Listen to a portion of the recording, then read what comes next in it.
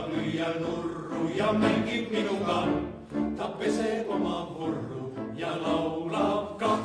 Kui raadios kõlab tango, tango, tango, siis väike karvapea kuulama häid sea. Ta lemmikviis on tango, tango, tango, see viis on nime